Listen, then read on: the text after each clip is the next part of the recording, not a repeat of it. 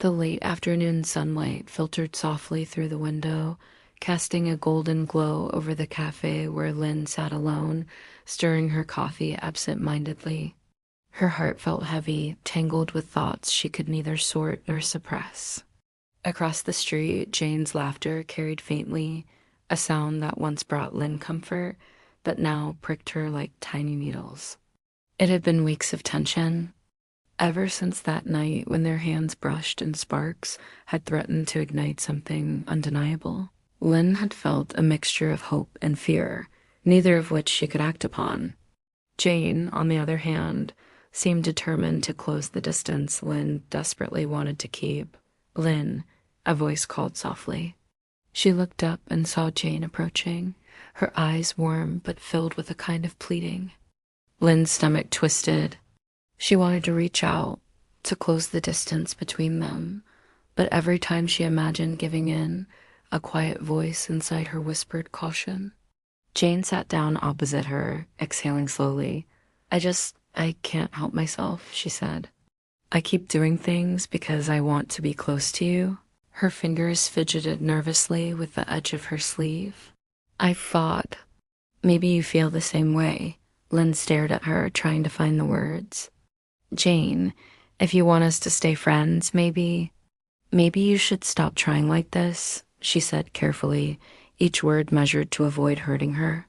Her voice trembled slightly, betraying the conflict in her heart.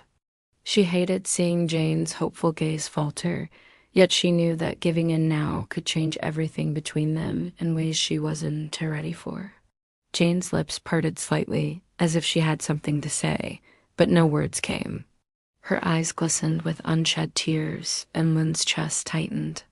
She hated herself for the ache she felt at the sight of Jane's disappointment.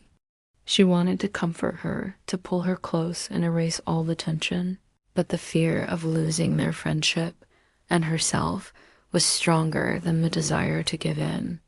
Silence stretched between them, heavy and uncomfortable. Outside, the city moved on as if unaware of the delicate emotional storm raging in the cafe. Lin finally looked away, focusing on the steam curling from her cup. I don't want us to ruin what we have," she said softly. "I care about you too much to risk it." Jane nodded slowly, a small, sad smile appearing. "I understand," she whispered. I wish things could be different." Her hand brushed lightly against Lin's, almost accidentally, and a shiver ran through both of them. For a moment, the world fell away, leaving only the two of them in that fragile bubble of longing and restraint.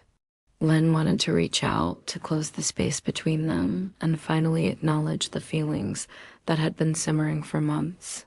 But she held back, letting the moment slip away, choosing caution over impulse. She wanted Jane to stay in her life, not to be lost in the confusion of unspoken emotions. "I think we should just take it slow," Lin said finally.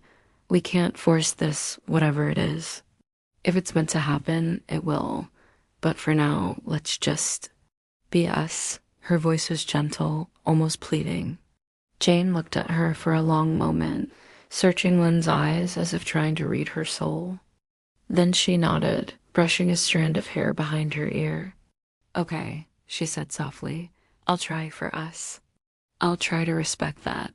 Relief washed over Lin, tempered by the bittersweet ache in her chest. She wanted more, yes, but she also wanted Jane in her life without complication or regret. They sipped their coffee in companionable silence, the golden light fading into the warm hues of early evening. As they left the cafe together, walking side by side without touching, a quiet understanding passed between them. It was a fragile peace, but it was theirs. Somewhere deep inside, both knew that feelings could not be denied forever, and that maybe, someday, courage would allow them to embrace what had been quietly growing all along. For now, though, friendship and the promise of something more in the future was enough.